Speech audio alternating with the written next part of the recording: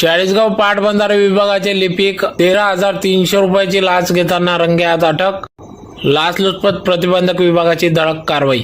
याबाबत अधिक वृत्त असे की तक्रारदार हे वेहेडगाव तालुका नांदगाव येथील रहिवासी असून त्यांच्या आजोबाचे शेतजमीन मन्याड धरणातून गाळ टाकण्यासाठी परवानगी मिळण्याकरिता आवश्यक त्या कागदपत्रांची पूर्तता करून तक्रारदार व इतर 11 शेतकऱ्यांनी उपविभागीय अभियंता पाटबंधारे विभाग चाळीसगाव येथे अर्ज केला होता.